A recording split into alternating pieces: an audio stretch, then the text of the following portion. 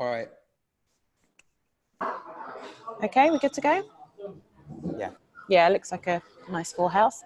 All right, good afternoon, everybody. Thank you for attending this meeting. As you will have seen from my invite and also Shiv's message on Slack, this is really a meeting to have a look and take a bit of a deeper dive into data unions as we know it. So within comms and marketing, we've obviously been prepping to do quite I guess, focused push on what was referred to as community products. But part of that is getting a bit more of an understanding as to how it could actually become adopted. Why will people join a data union? What motivates them? What are their attitudes towards data ownership? Is something like Swash going to take off? And, you know, just generally, what do people think about this? And, you know, we think this is very important to figure out prior to coming up with messaging and marketing campaigns. So what we've done is we've enlisted the help of very capable agency Wilson, who some of you surely will be familiar with. We've done work previously with them in the past. Wilson is Tamsin Bishton and Charlie Peverett, and they are going to talk us through their findings in this meeting. There'll also be some time at the end for questions, so please have those prepared or do drop them in the chat as we go. I'm going to go on mute because it's fairly noisy where I am. But yeah, I think that's pretty much it. Tamsin, would you like to take it away? Great. Yeah, Charlie's actually going to kick us off, and then I shall pick up the conversation. So over to you, Charlie. Thanks everyone for turning up this afternoon. I'm just going to talk you through how we set up first. Can I just check if there's an echo on the line for anyone? Make sure that we're... Charlie, you've got an echo where you are. Yeah, and it's quite faint as well. Okay. I'm going to put Anthony's got hers muted while I speak. Yeah, I think I can't mute one of you. I'm displaying. Okay. I'm just going to move seats. I think, because you both have your mic on, so there's like echo from both accounts. Yes.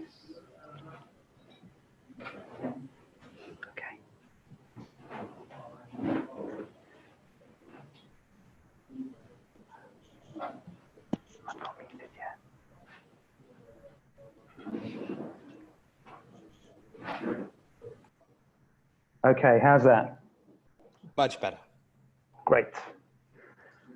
Okay, let's kick off with who we spoke to, the questions we were asking, and the assumptions that we were testing with this research. So all of what we're about to hear about is based on our interaction with 21 participants who were carefully selected so that they were roughly half and half the early adopter tech-savvy segment and half the early majority confident tech user segment. And we'll hear a bit more about who those people are. We interacted them in a number of ways. We held 3 focus groups in December last year. One of them was an early majority only group. Another was an early adopter only group, and the third was mixed. These were 2-hour sessions led by independent facilitators, not us, professional facilitators, and they included a video demonstration of the Swash plugin as part of that. This was followed by an email invitation with a link and instructions on how to install Swash, but that was an invitation, it wasn't compulsory. And then we conducted 21 one-to-one interviews via Google Hangouts late last year and into the new year with everyone who had attended those focus groups. Our objective at the beginning of the project was really around developing streamers' understanding of the public's attitudes and motivations around sharing and selling data.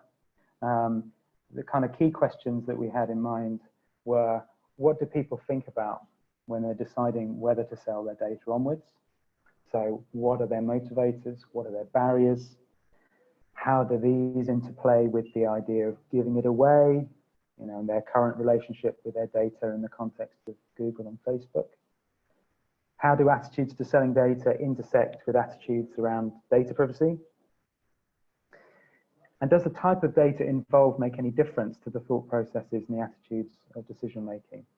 So do people consider fitness data or music streaming data differently to what they're browsing or the social media data that they're producing? We also wanted to understand whether the end recipient of the data, i.e. who you're selling it to and what they're using it for, makes any difference to that thought process and the attitudes and decision making. And whether a charitable donation or donation of the whole amount earned in the process might make any difference to those thought processes too. We were very interested to understand how users respond to language around data unions and data cooperatives and things, especially given the move away from the community product terminology. And we wanted to understand what messages would be most helpful and not so helpful when we introduce this to people in the proposition.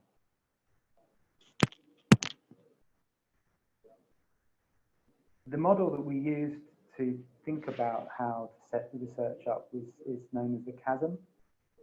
And this is probably well known to some of you as a tested way of approaching the marketing for disruptive technologies. So the chasm refers to the potential leap that we have to make between the early adopters, who are the current kind of core audience maybe for Streamer, and the early majority, who are the tech confident, much larger segment that will adopt next once they are confident that this technology is robust. And really all of the questions that we had were around exploring what the differences between that enables us to kind of cross that chasm. There's a lot more about the people who took part in the research in the full research report, but we're just going to give you a quick rundown of who we had in these different segments. So in the early adopter profile, I should say that these are segments that we recruited on a generic research profile questionnaire, which is designed to identify early adopters versus early majority. So these are advanced technology users in the early adopter profile, have a good level of applied technical skills. They're often coders, they self-build their computers, for example, and they can do. They use multiple devices. They understand how blockchain works and how to use it. They understand cryptocurrency, and they might even have some. They may be very security conscious and possibly using encryption. They use beta versions, for example. They get excited about new tech, and we had a lot of excitement in our interviews. They do not require slick user experience or product design to use a product or service, and they're quite opinionated about data ownership when they're prompted. We found with this group that they understood the data union concept quite quickly once it was explained to them, and as a check-in, they're generally thought to be sort of 13.5% of the general population as a segment. So this is it's not a tiny group of people at all, but it is much smaller than the next group, the early majority that needs to be reached next. Specifically, we spoke to 11 people, 4 women and 7 men within this category. Ages ranged from between 19 and 48, and they were from the UK, Spain, Malaysia, France, USA, Bangladesh, Sweden, and a dual nationality, Brazil, Italian. They were a mixture of working professionals and students, so there was more people were working than the students, with earnings from less than 10,000 to more than £40,000 per year. And these guys were using a wide variety of devices and technology, brands of phone across Samsung, iPhone, Huawei. Several did have self-built computers, and did also using Macs and HP laptops. These people tended to value connecting with friends and family, and streaming and easy use of entertainment and ease of travel online. The things that they would most miss, we asked them if the internet disappeared tomorrow, what would happen? Those were the things that came up. Their least favourite aspects of digital life were a sense of addiction and related health problems around overuse of technology, fake news, unwanted opinions, spam, pop-ups and malware.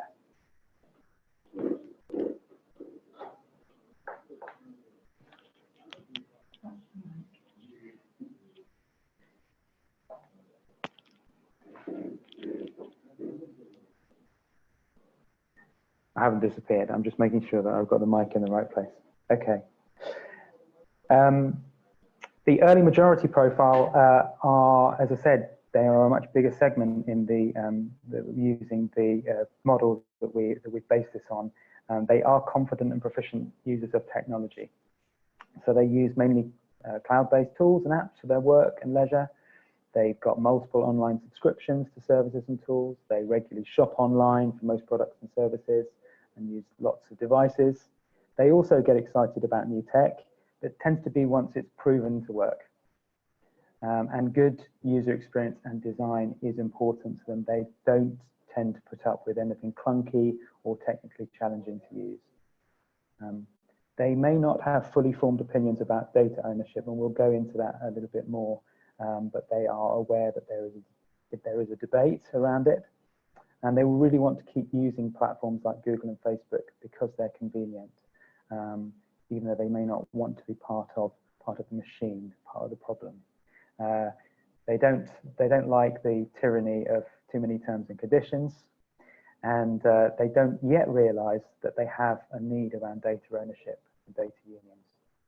We spoke to 10 people in this category, ages ranged from 18 to 54. They were from a slightly more limited selection of countries, UK, Germany, and the Czech Republic. They were also made up of working professionals and students earning anything from less than 10,000 to up to 40,000. And they were similarly using actually a wide range of devices, all the brands there, and one person I think had self-built. They mostly value, I think that's to have this in common with the early adopter group, connecting with friends and family. Very often that was internationally. And also in this group, access to entertainment was a frequent theme too. They have lots of things that annoy them about digital life too, and those include targeted advertising, filter bubbles and echo chambers, and worries about whether the devices that they have to make life easier are actually listening to them too much. Before I hand over to what we think, what we found in the research, here are the assumptions that we mapped to focus the questions that we would ask.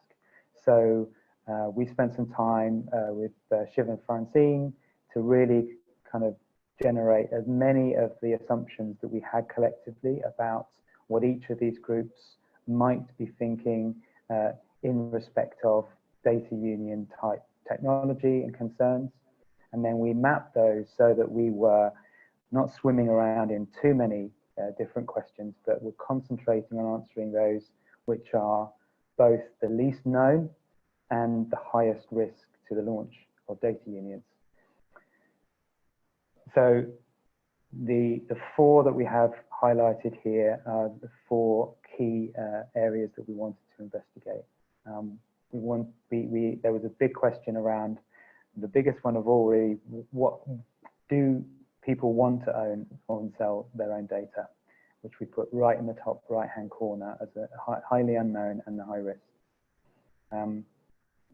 But also there is whether they are comfortable with the idea of using crypto to do this, and whether they're comfortable with the idea of blockchain more generally, and whether whether they believe that the infrastructure is there, or that anyone really cares about the rights of individuals and their ability to actually do this. So those were the four key assumptions that we identified around early adopters. Meanwhile, with the early majority, we also identified a whole number of potential assumptions, but those that felt most important for this research to start to address were whether they would use data unions when friends recommend,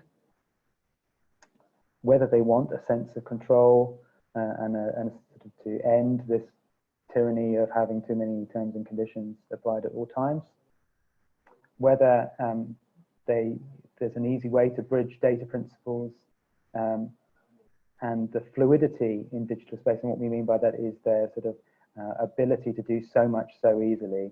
How can that map to the kind of principles that a data union would help to apply to online life? And also that they will use data unions when there's a scale of data produced that gives them confidence about anonymity. So those were the key areas that we felt we could focus on with our questions here. And I'm going to pass over to Tamsin to talk you through what we know now.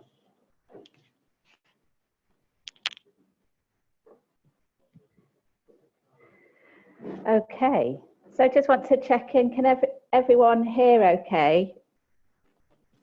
And that we've got rid of our echo.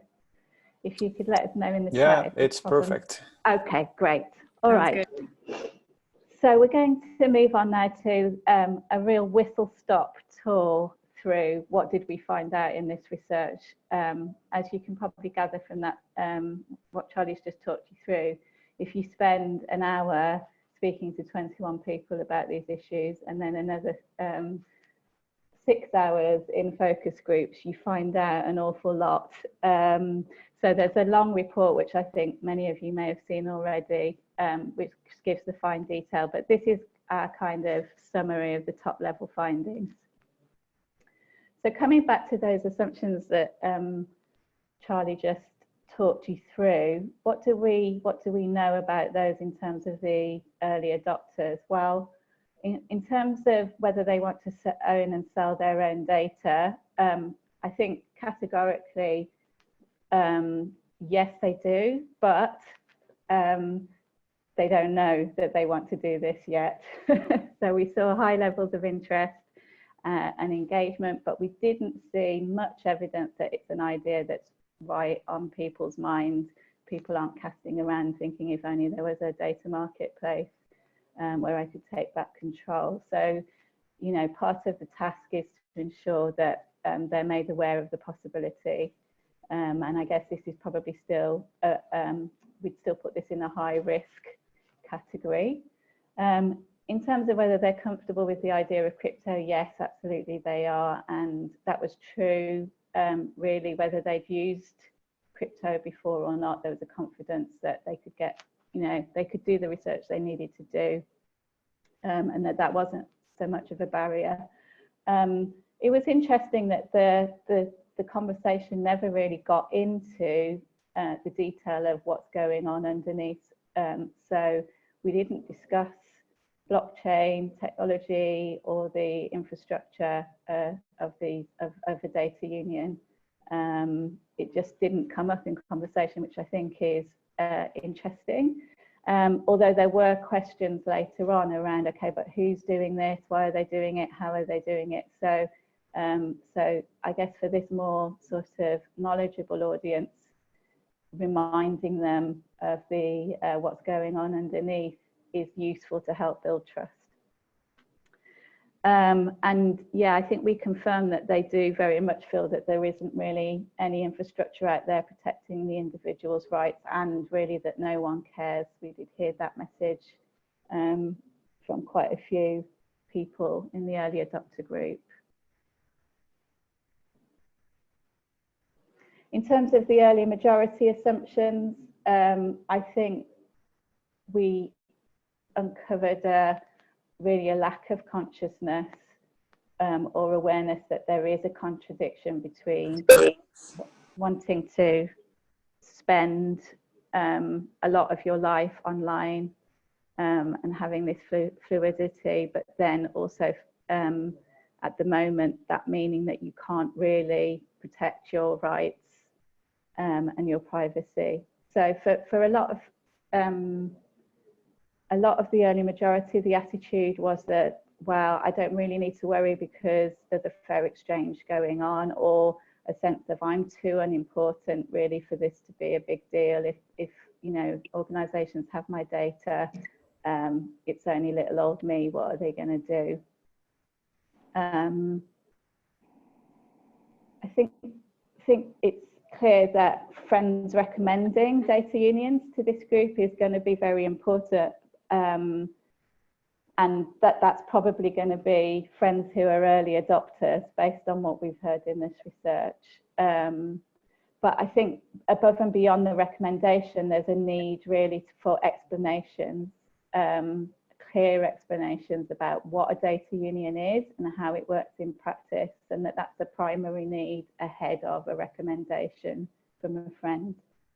And again, the anonymity of the protected anonymity of being involved in a data union is important to early majority, but actually we heard that more strongly from the early adopters. But what there was a discussion about was the need to create a viable crowd, because people grasped quite quickly that a data union's success would be dependent on there being a lot of people selling their data in the union. We did hear very clearly that people want a sense of control. So it was a powerful attitude across most of the people that we spoke to, whatever group they were in. And we're suggesting with this research that it's potentially the big emotional lever to activate engagement once the task of explaining what a data union is and how it works and demonstrating that there might be some kind of more immediate benefits around earning money. Once you get past that, the lever around personal control is a big one.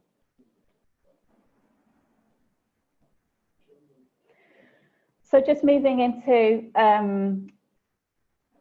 looking at what is it that people were thinking about when they were deciding to sell their data. So yeah, obviously we've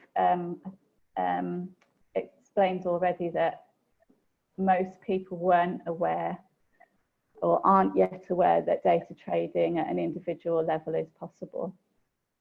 And they're not really actively thinking about their data privacy or what's happening to their data either in their day-to-day lives. It's pretty low level concern. So they're going to need to be made aware of the possibility and have the concept of data monetization explained to them.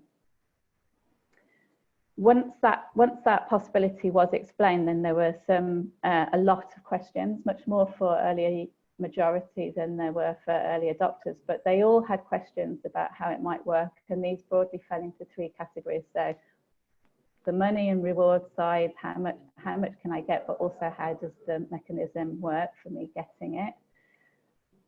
Broader questions about how the whole thing works. And in particular, they're interested in, so how is this going to give me control exactly? And then we moved into questions around specific functionality once they started using Swash. So people got quite involved in the privacy settings, what is and what isn't being shared. And they appreciated the transparency, as we're saying, of having those pretty flexible settings that are there in Swash. In terms of the early adopters, it's not that hard to explain this idea to them. They got it pretty quickly with a simple explanation in the focus group and a demo of Swash. Most of them were on board at that point, or once they downloaded it themselves in between the focus group and the interview. And trying that out and finding it easy was, and seeing some financial return or potential financial return that worked for them. That was a proof of concept. And they said that they, to keep using it, they would need to see continuing rewards, and that they would want to have some clear and transparent information about how it's all working and who's involved.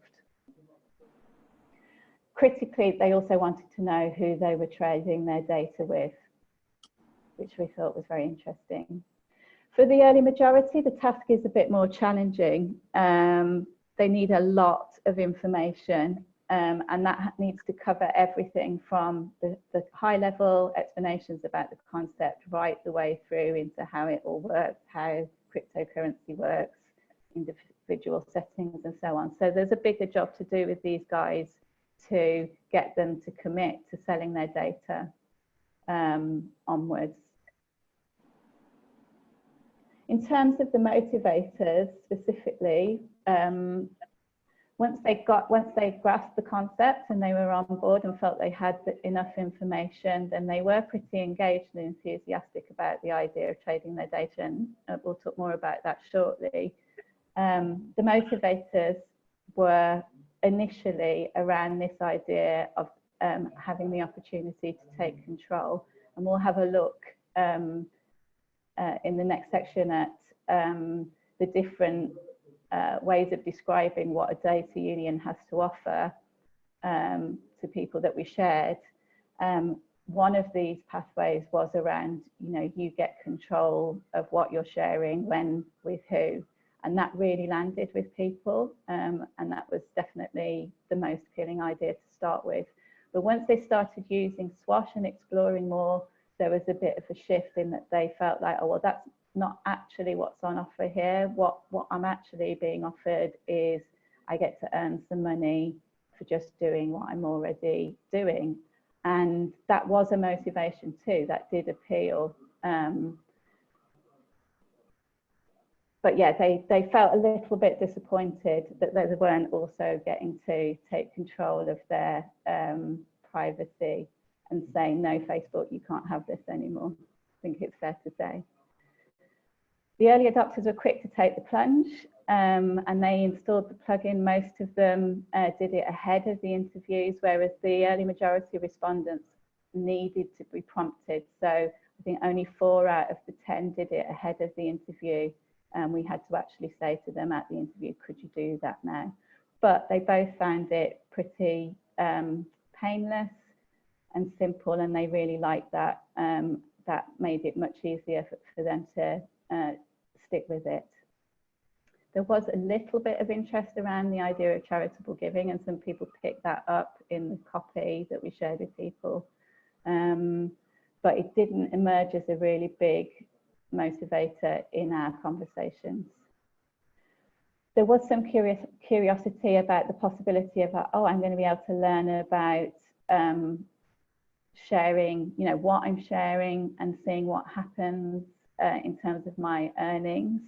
So, could I learn what's more valuable in the market?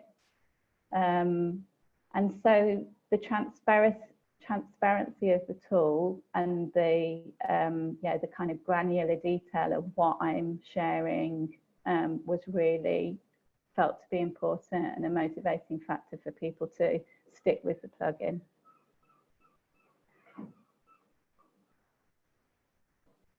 In terms of the barriers, I think you're probably gathering that just the basic lack of understanding was probably a key barrier at the start.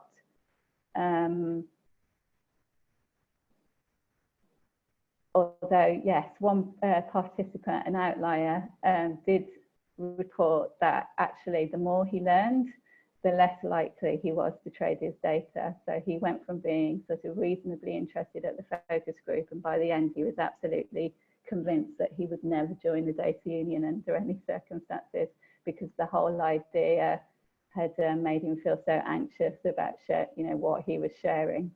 So that was quite interesting. But for the others, the barriers were potentially concerns about the lack of transparency about who they would be trading their data with. So there was one person who thought it was a brilliant idea and was pretty keen to use it, but because he didn't know who the end user was for the data, he was not going to install Swash and try it out.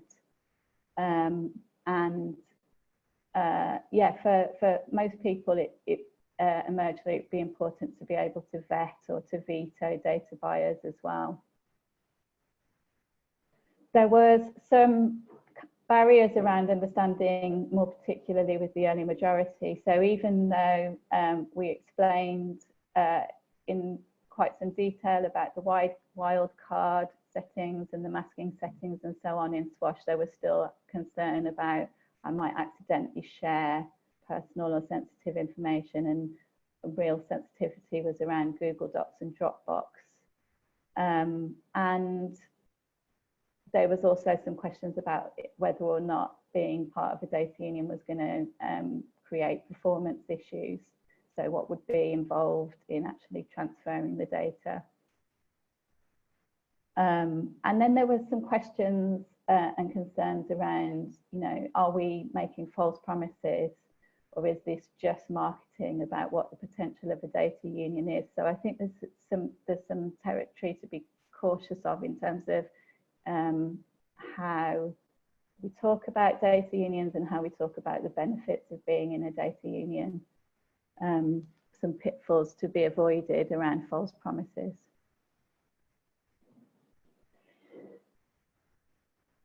Over and above those kind of more granular barriers, there's this bigger barrier that we've identified, which is a sort of passivity around the questions of data privacy and the current power balance. So while people did talk about these issues and data and privacy, and mention them as things that were perhaps a negative aspect of their digital lives, and particularly targeted advertising came up, and whether or not our devices are listening to us. Once you started to dig into that at an individual level, the response was much more muted. We were quite surprised by how actually it's not a top of mind issue. People aren't really doing taking much action at a personal level to manage their data or look after it. You know, some people are using ad blockers, some are doing some incognito browsing. But overall, the early adopters was telling us that although they know it should be something they should be worrying about, it's actually quite low priority because they just don't know how to address it. And for the early majority, there was more kind of a denial attitude of, as I've mentioned before, that either it's a fairer exchange, or it's little old me, or a kind of hopeful trust that GDPR is going to sort it all out. So just to talk you through some of the actual words that we heard from the people. So in terms of the sense of the lack of choice, you can see, you know, there was some real blunt expressions of this. You know, we just don't have any choice. You can't control it yourself. You can't make the decision for yourself. You just have to accept T's and C's. Or a sense of, well, I've already shared so much data already. I'm never going to get that back. I have no idea who's using it. So it's kind of making me feel like I want to give up this fight. In terms of cookies, opt-outs and GDPR, there was there's some people who were saying that, oh, well, governments should have stricter rules and companies can do what they want, and that maybe GDPR had highlighted this, and it might be getting a bit better, but it's been pretty loose for a long time. So what can we do? There was a hope that there would be some more regulation coming down the line, potentially, but for now, it's up to you to turn off cookies and try and manage it yourself. And yeah, this final quote was the most kind of optimistic expression we heard of. Maybe the government's going to sort it out with the Data Protection Act or GDPR. So this kind of belief that the government might be riding into the rescue at some point. At the other end of the spectrum was this kind of quite blunt expression of distrust in what the corporations are doing. So they just don't care about our rights, and even if they get fined, it doesn't matter because they're just making so much money that they can afford to be fined, or that we're operating in this kind of Wild West territory where anything goes. There was a few people who felt that the buck stopped with the individual, you know, that we shouldn't rely on governments, and if you're using Facebook, then you've got to accept that Facebook is taking your data, and if you don't want Facebook to have your data, don't use Facebook. And similarly, that, you know, when you sign up to a service and start using it, you've got to kind of accept that you've signed up to those terms and conditions and accept the consequences. Okay, so that was the kind of thinking behind people's decision making. In terms of the type of data, what we found out was that, yeah, there were some clear delineations. So financial and banking data is absolutely the most sensitive data, and people are pretty loath to share it. And they were also, there's quite a few people who mentioned location data, and especially GPS data as being sensitive data that they just wanted to keep private on the whole. And then underneath that came personally identifiable data, so anything that could be used to steal your identity and so on. Generally, we noticed that people seem to be more willing to share and trade the data about what they're doing. So maybe they're surfing or they're streaming or they're shopping, than who they are. So the very personal information around finance, where they are and their social relationships. Interestingly, absolutely everyone felt very comfortable about sharing their music data. Spotify was the example most often given, but also Apple Music, people talked about YouTube, Google Music, and so on. And this was the kind of data that they've had the most sense of what the value might be. And we wonder whether this is because it's these are services that they're paying for, so there's a comparison they can make with how much they're paying each month. 12 out of 21 people said absolutely no to trading financial data under any circumstances, and 7 of those 12 were early adopters. Whereas when it came to switching on data modules in Swash, everyone except one person switched on surfing and search activity trading. And all bar one of the early adopters turned on Amazon, and most people elected to share their social media data, although 3 people did turn off Facebook, interestingly.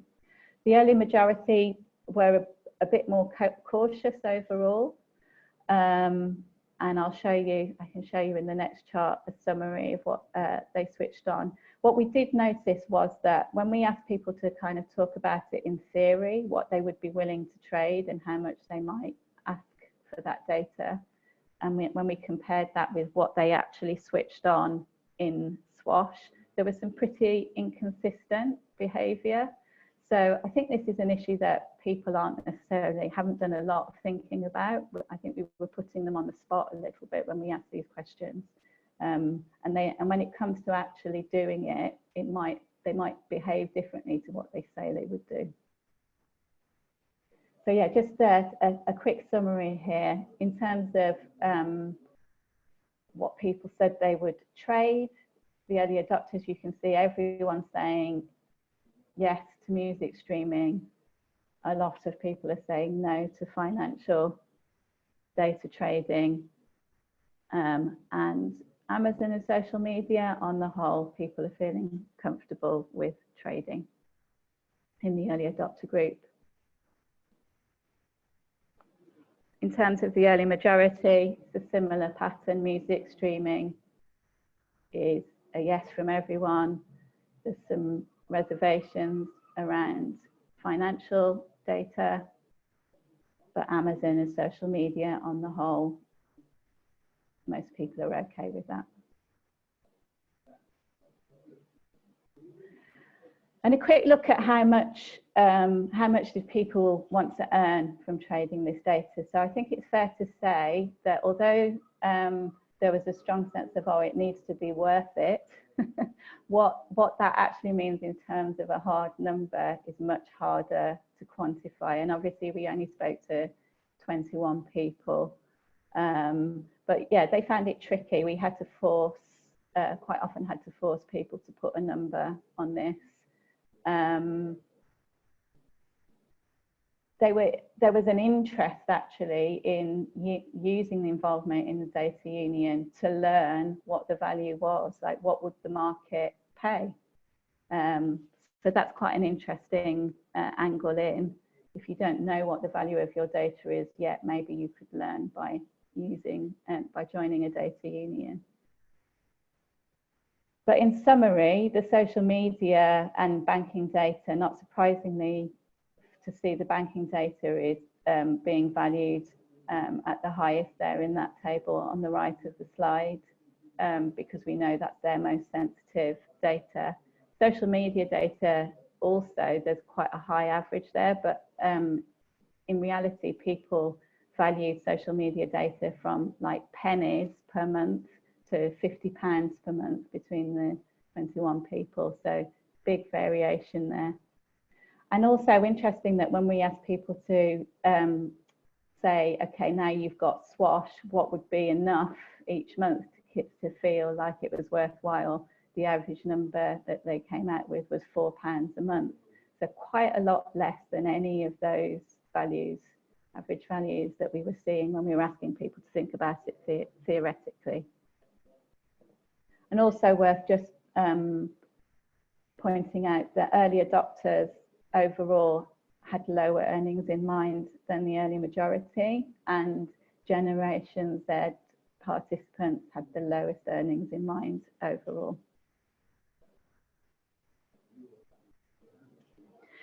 Okay, so we're going to move into just look at some of the specific responses to a data union and how we might think about communicating what a data union is and what it isn't.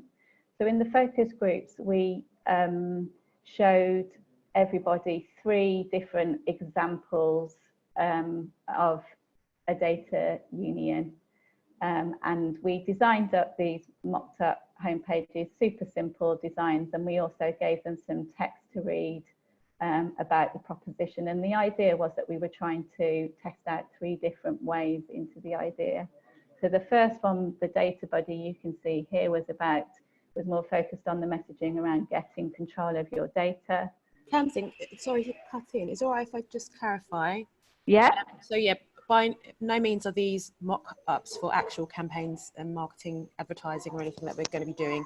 As it says on the slide here, they're just provocations, just meant to prompt ideas and get people thinking about data unions in 3 different ways. And we'll also mock these up to help guide those conversations. Just putting that disclaimer in there, because I know in the room there was a little bit of confusion sometimes. Yes. The real campaigns or not. Yes, absolutely. Yeah, even though we did explain these aren't real, it was interesting how people did find it difficult not to respond to them as if they were real. But yeah, the idea was really just to try and help people grasp the concept, because we had a hunch ahead of starting the research that people were going to need quite a lot of help to understand the concept before we could ask them what they thought about it. So this was our sort of start of the journey with them to explain this is what a data union might be. So yeah, so this first version was around getting control of your data, the data buddy. This second version was the power of the collective to take action. So much more messaging around, taking on the big data giants. And this one, we did use the name data union just because we wanted to incorporate the name at some point in the journey. And then the third provocation, the data Midas, this one focused much more about monetization and earnings. And we made sure we introduced each of these concepts all at the same time. So they were pinned up on the wall, and people had time to move around each one. And then we got people to discuss them in a different order in each group to try and balance out any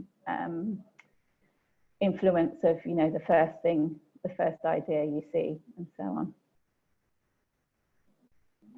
So at this stage of just really introducing the what the idea might be, there was a really clear winner, which was the data buddy. So this idea of I can take individual control over my personal data really landed. And I have to say, if I was a product developer, I would be I'd be getting stuck into this one, because it was quite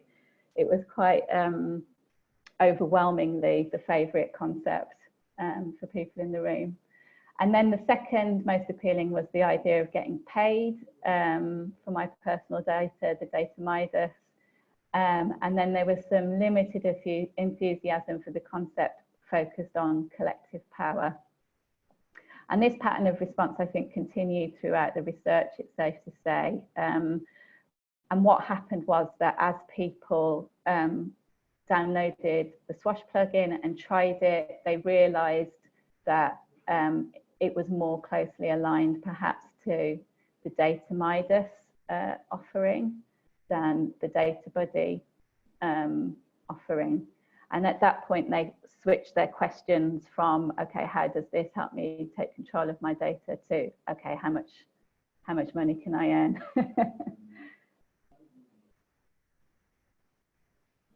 So just a summary of some of the findings. I mean, we've got an awful lot more in the report, but some top level summaries around the concept and the messaging and the name. So I think we've mentioned this already, but it did come through loud and clear that knowing who gets the data was an important part of understanding the concept.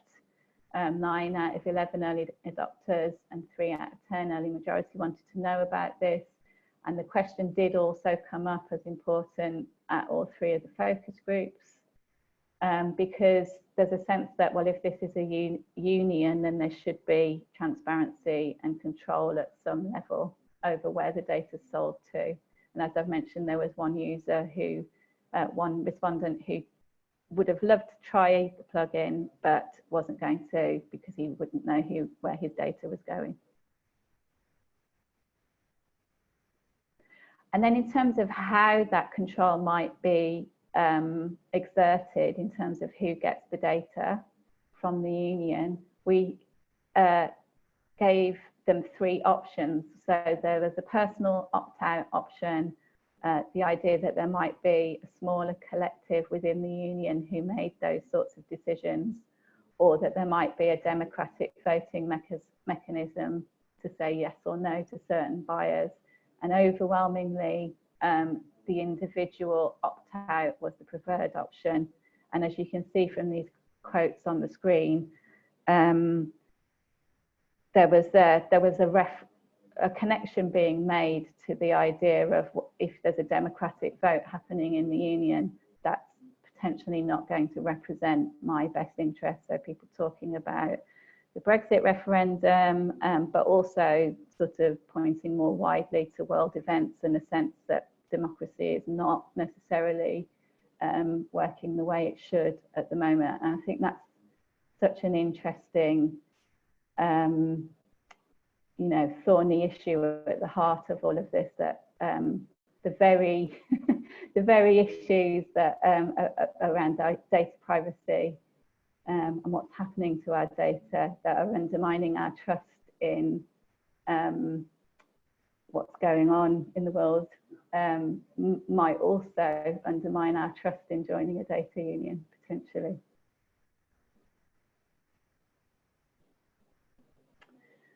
We also heard from people about, this idea that a data union actually might have some positive educational benefits. So it might teach people about their own data, what's sensitive, how much they're sharing, where, that sort of thing. That something quite positive could come from that. And that as and then this is our guy, Robert, who was the outlier, who actually, he did feel that he learned an awful lot going through the research process, and that was how much data he's sharing and how unconscious he is and how out of control that is. But that actually made him feel less comfortable with the idea of joining a data union overall.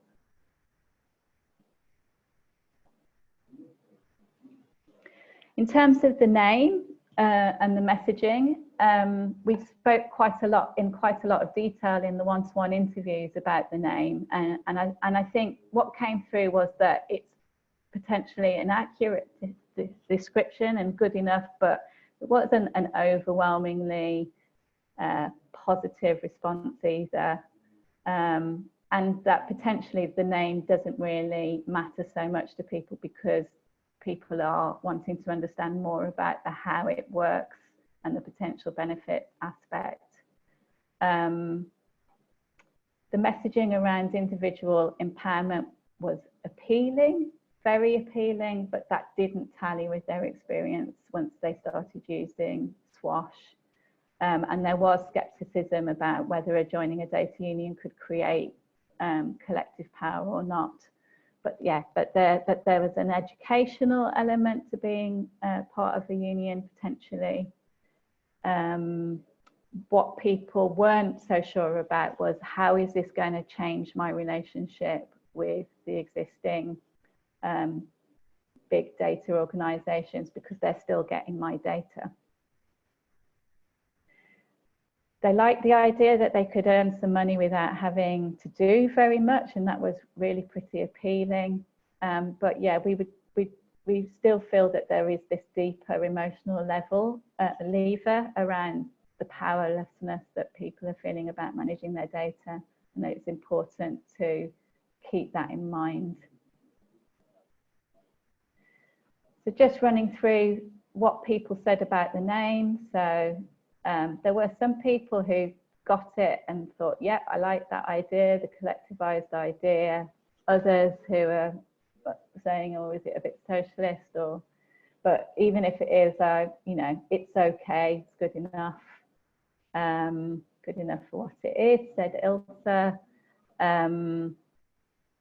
A little bit of resistance to the idea of joining the fight, this passive attitude that we heard a bit of. Somebody making the point that really it's going to be important, copywriting and the design is going to be what matters rather than the name. Walter was probably our most overtly right-wing participant, and he said that even though he understood that data union might have some left-leaning connotations, that wouldn't put him off, and he didn't think it would put anybody off. James felt that it sounded like Tron or Terminator, but it's just the name. So the most kind of persuasive messaging for these guys was that this sense of, okay, I'm giving this away already, so I might as well get paid for it. And that resonated across both the groups, although then there would be questions around, but then how much is it worth? What's the security of the data being held? Who's buying it? But you can see quite a few people mentioned in the one way or another, I might as well get paid for this. It's something that I'm doing already.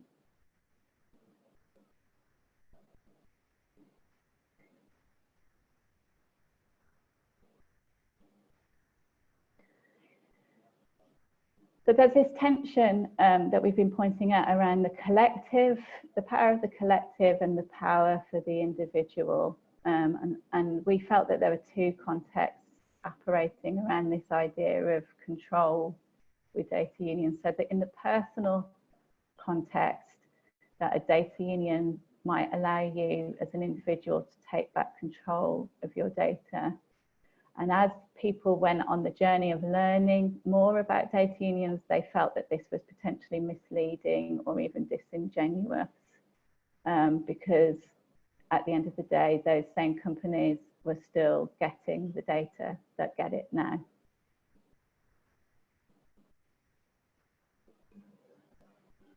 The second sense was the collective impact that data unions could allow people to take back control of data by disrupting the current monopolies. And this was pushed back on a fair bit in the focus groups as just marketing.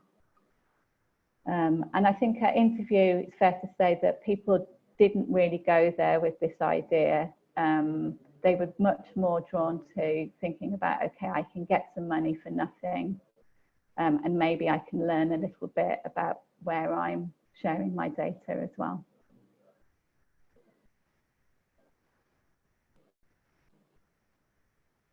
So just delving a little bit more into what the early adopters thought, the journey they went on with Swash in particular.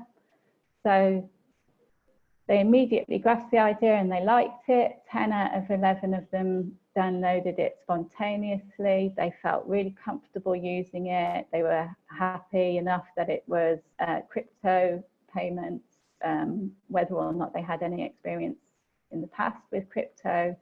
And the video demo was more than enough to help them grasp the idea. And actually their interest was the same whether or not they earned DATAcoin. So it just so happened that the first half of the interviews that we did, there was a bug, so there was no DATAcoin displaying in people's wallet. Yeah. And the second half of the interviews, that bug had been fixed. And interestingly, that didn't seem to make any difference to the overall enthusiasm. So the promise of the money was enough at that early stage.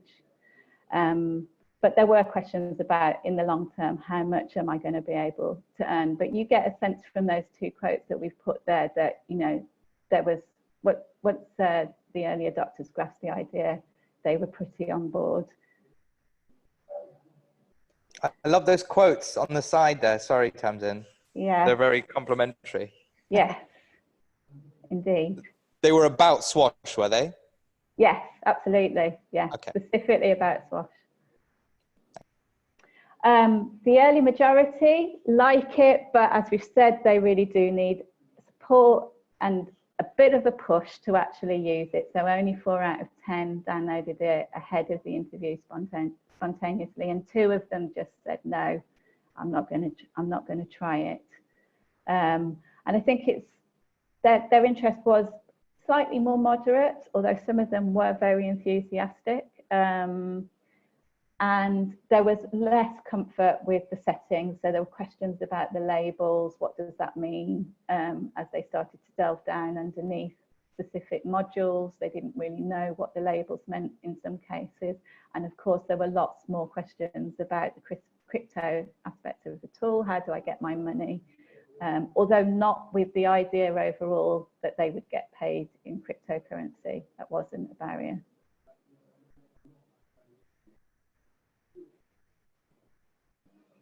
And just to summarize, in terms of their likelihood to continue trading data with Swash, you can see here that overall there was pretty consistent levels of likelihood. So most of the early adopters are saying that they're strongly likely to continue to use the Swash plugin. Slightly less likely if they're early majority, but several are really keen. And yeah, just reiterating this point that was true whether or not they had DATAcoin at the time of the interview. Can I ask, when were these interviews taken? Like, was it December, late December? We started the interviews in the week before Christmas, and then they continued over the Christmas period and into the new year. So it was about a 3-week period. Okay, that's good, because it was like, I think 20th, just a week before Christmas, that it was fixed. So it was, well, it's been stable. Yeah. Since then. Yeah. And the focus groups all happened in the first week of December. Okay, so how are we doing for time? Because I'm sure there are questions. I'd say we've probably got another 10 minutes of presenting, and if we could keep like a solid 20 minutes for questions. Yeah, okay, that's great. 9 All minutes. Right. So we'll just run through these. These are very summarized recommendations, and hopefully they make sense based on what I've just been talking about. So yeah, I think general education about the functions, a function of a data union is a real priority, and that talking about the possibilities at a more conceptual level for early adopters, and then covering the extent of the data that each person creates, and maybe some education around the realities of the current situation would be useful for the early majority. And overall, we'd recommend a shift in tone to include these slightly less tech-savvy audiences, because they are really interested once they understand. So giving them every opportunity to learn about data unions in a language that they can grasp is a really good idea. Making the data union interface as accessible and transparent as it can be. I think the Swash interface is already doing that. Using language that's a little bit more accessible will really bear fruit. And yeah, showing people the money, making it as easy as possible to cash out are definitely going to be big motivators and wins for both these audiences. In terms of kind of how to communicate the ideas, we've drawn up a slight variation of the loyalty loop, marketing loyalty loop,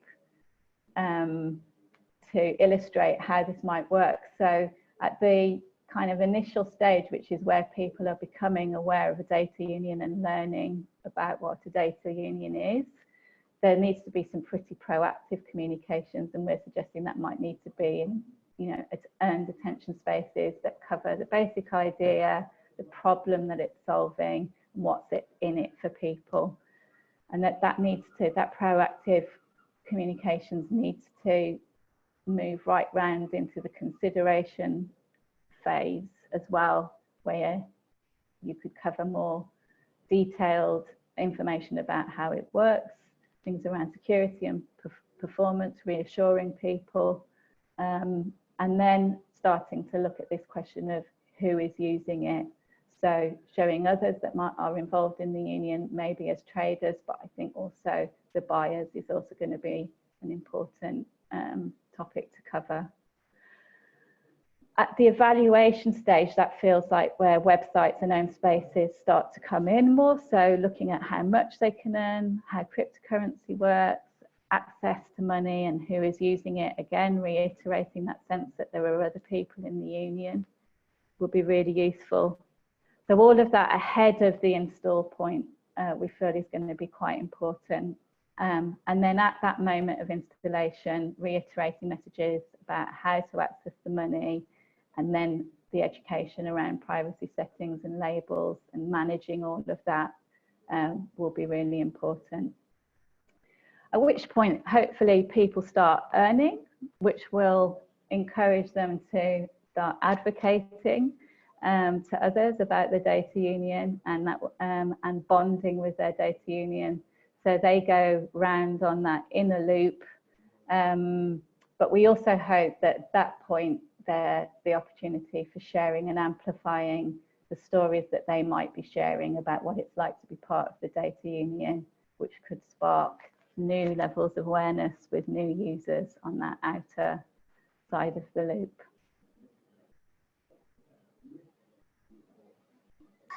Just got 3 minutes now, Tamsin. So we're on the last slide here. Perfect. So the final recommendations are around the naming and the messaging of data union. So I think that the name data union is definitely perceived as accurate when it's with the right messaging and working for people. Nobody was able to come up with an alternative that they preferred, but it would probably be helpful to build more enthusiasm for that name if there was a way to show that there is a collective at work here. So number of users or collective data and these kinds of things we're suggesting, that would give people a sense of, oh yeah, I'm in this union with other people. And similarly, this transparency we've been talking about who might be buying the data feels pretty important as well.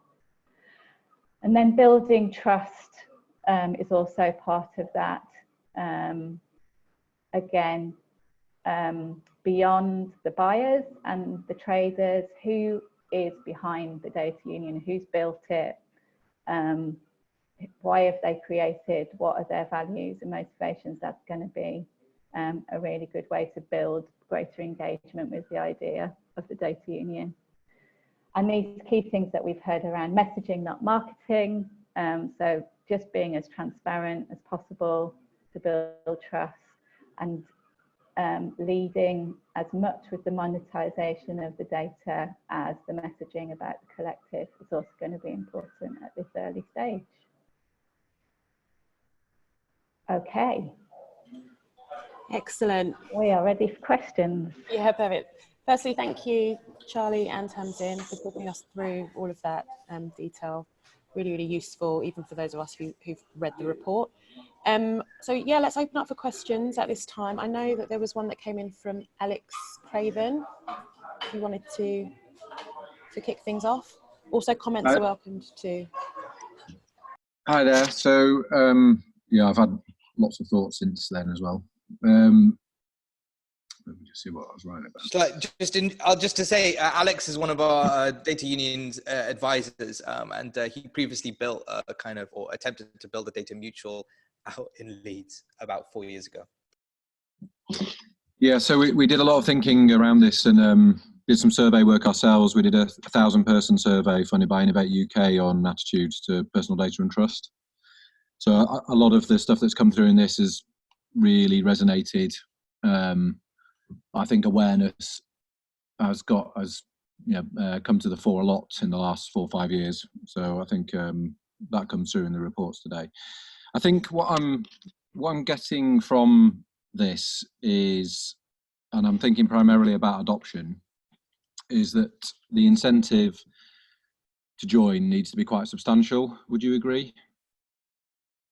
So the messaging around financial benefit, which you highlight. So the thing I'm conscious of, obviously, in a focus group thing like this, is that they've volunteered to take part in a focus group, and then you introduce the concept to them. So obviously they're very primed to download a plugin and engage with it like this. But as a passive consumer, getting through with messaging, not marketing, to get somebody to install a plugin, I'm thinking it'd have to be quite punchy, the offer. Would you agree? Or is that more needed? Yes, I mean we did absolutely fair point about the incentive. They feel incentivized to download. We did make it very clear that it wasn't a requirement, so we used the term invitation, and we said that several times through the process. You don't have to download if you don't want to. It's not going to stop you getting paid at the end of the research. So, no, but your message in your own, the point you make about message not marketing, your message has already worked, hasn't it? Because you've now got somebody engaged with the concept, which it's that first bit which is the biggest hurdle, I think. Once you've got somebody to bother to think about this, you're on a sort of journey, aren't you? Which I think is what you've just presented to us. It's that stage to get somebody to even bother to look at what it is, which you succeeded in the recruitment process would be one way to do it, right? That's, you can extend it massively and recruit millions of people by taking part in a survey, which would gain great levels of engagement with the concept. Sorry, I see your point. Yeah, absolutely. Like to cut through that kind of sense of, oh, I just can't think about this. It's either too difficult or it doesn't affect me. I think it's a bit like insurance, isn't it? We all know it's there and we all need it, and we realise we've got to pay for it, but you don't want to think about it. It's just that hurdle of passivity. I think that's what you're alluding to, and one of the ways in which we can combat that is via that incentivization. Obviously, the financial aspect did seem to resonate, but we can start thinking about wrapping that into elements of control as well, control over your personal data. I thought from a marketing perspective, what really emerged in this research that was very interesting to me was the fact that it's a fine line, and it can very easily switch to seeming quite disingenuous if we overpromise with what something like Swash can do. So I think that's been really, really useful, and you're absolutely right with that observation. So the next thing, when we did our survey, we tested that bit mainly. It was about what sort of organisation would you trust to do this. So we asked people whether they trust the government, a bank, a Google or Facebook type organisation, a charity or other sort of trust, or a organisation owned like a citizen owned, well, customer owned, like a cooperative or mutual society. And the mutual society scored highest, and seemed logically able to sort of be capable of having what is the motive for this? Well, it goes back to the concept of original societies, which were created by pooling resources so that you could buy your own house or pay for healthcare,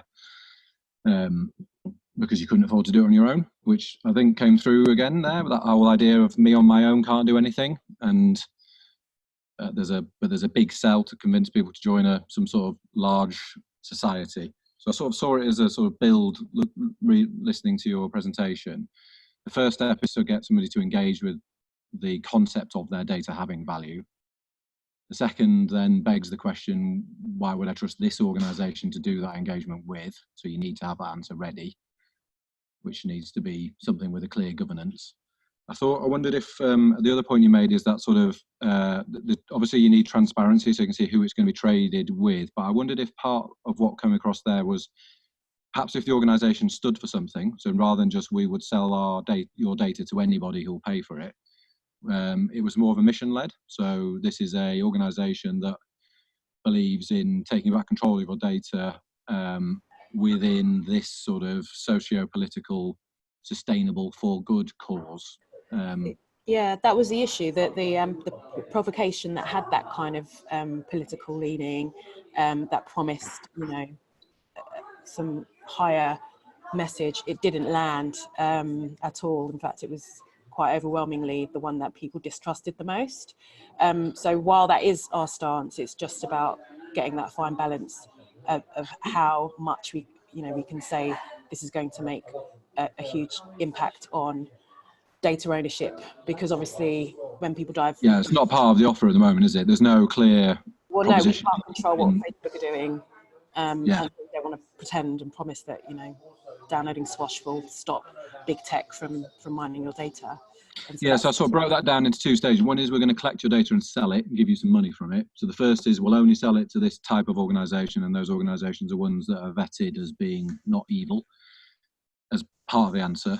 I think the whole taking back control thing, where we got to personally in our journey about trying to launch a mutual, was actually that's like the end of the journey, and the ultimate mission of the thing is to build itself into some sort of lobbying organisation that actually gets changes in legislation to protect the individual, a bit like the AA used to be, I guess.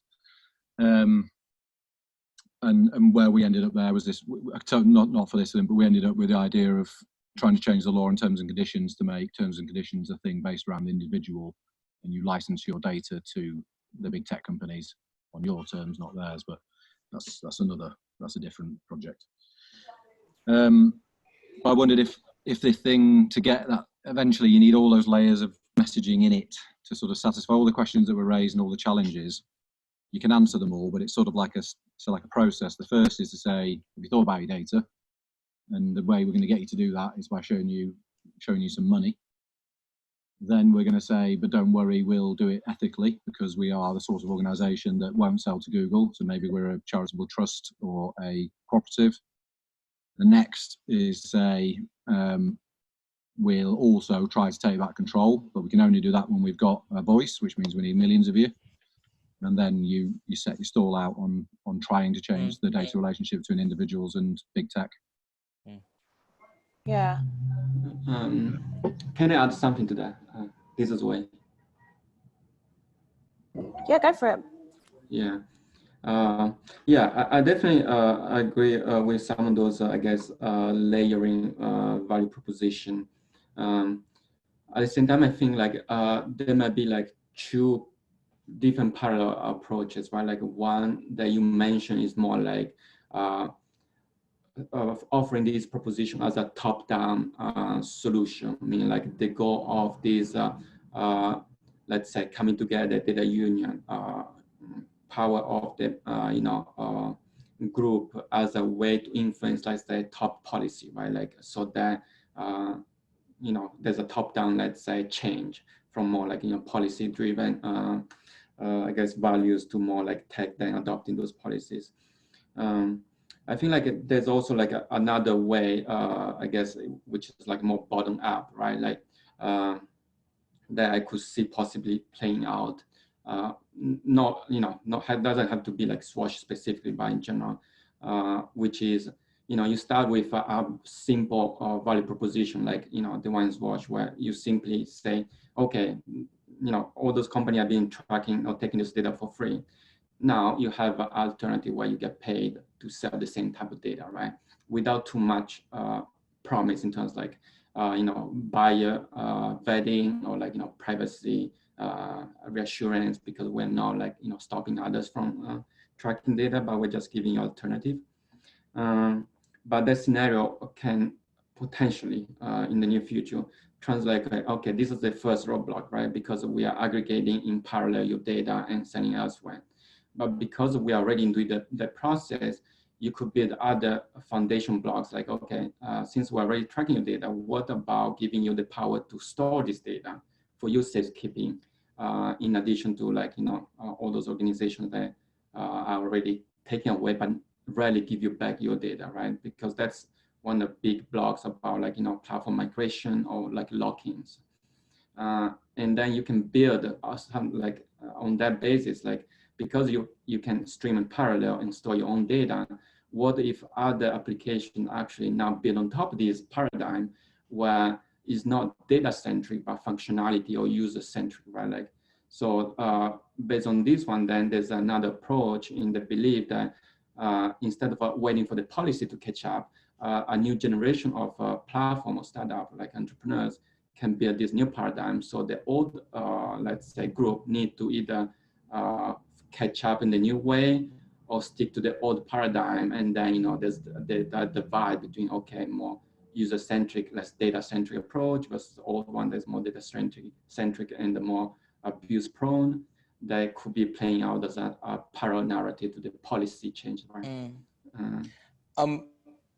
I think that's a really good point, Wei. But maybe I can. There's a retort to that. It's not necessarily opposed to what you said at all. It could go hand in hand. But the Californian version of Swash, for example, from right now, could also have a little feature which exploits the new law that's arrived from this year, which allows consumers to notify companies that they don't want them to sell their data anymore. I think it's a little untested because it's just arrived, but I mean, I think Matthew from Radical Exchanges with us, maybe he has something to say on that. But, you can imagine downloading Swash and then a little like pro forma letter that Swash sends to Facebook, Amazon, et al., just saying, hey, we don't want you to sell this person's data anymore. That could work. And that feeds into that element potentially of actually, doing something on the control side. Actually, to that point, there was a very interesting podcast on Acquire podcast talking about WhatsApp. And they made a very good point. Like actually Facebook does not want to sell you data, and it rarely does so. Like the Cambridge Analytica, for example, debacle was more like a loophole they got in a way to get, use the data. But Facebook has such a large dominance in user base, right? Like, Facebook, Instagram, WhatsApp combined, they have like, almost 3 billion users. They actually want to lock all the user in their ecosystem. So Facebook can very well never sell you data, but have such a strong control because they own the data of user, right? I think that's an interesting narrative, might be playing more and more out in the future as each of those mega tech are creating like barriers and walls around the data, and just like building that solution on top of that. Thank you. Sorry to cut in here. I'm just conscious of time, and I just want to make sure that other people that have comments or questions do get a chance.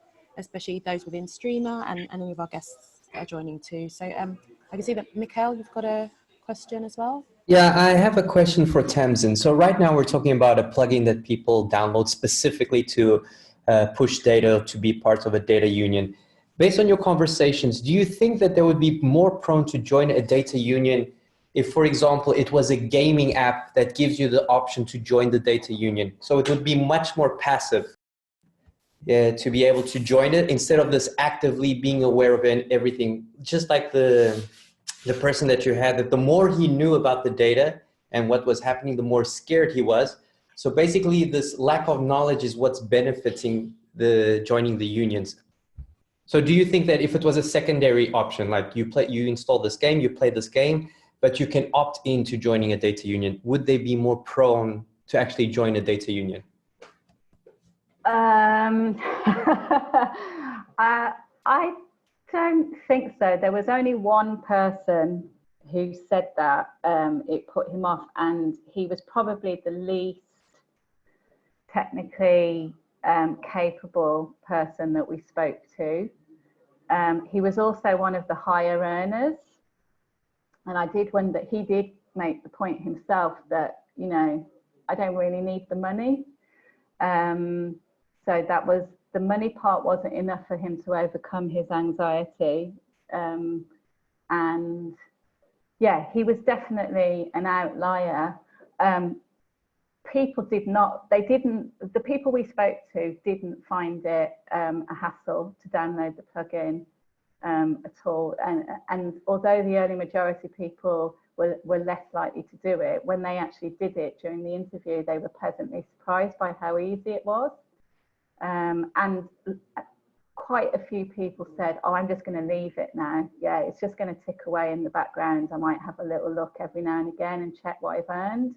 But they got that, they got the sense that, oh, it's just gonna, yeah, it's not a big deal. It's there now. I just carry on living my life, and at some point I might earn some money.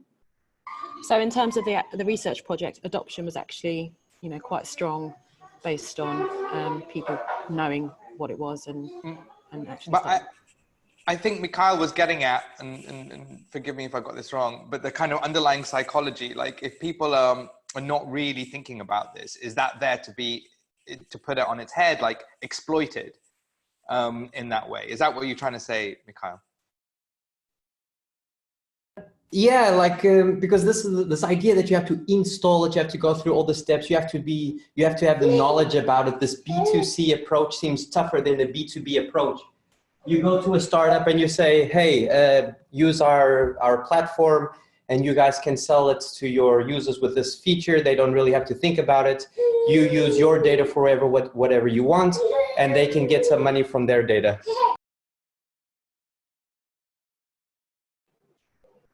Yeah, I don't know. We didn't put that to people, so it's hard to say. It's worth I mean, what I would say is transparency is definitely important. So I might be misunderstanding what you're saying, but I think you would need to tell people this is going to start collecting your data now. Yeah, but we don't tell it now. So we tell in the privacy conditions. The difference here is you wouldn't tell them specifically, but it would be an option that they could opt into. Yeah, I mean, it's one way to go, but I think people don't like that current paradigm. They don't like the fact that they don't really know what they're opting into or opting out of.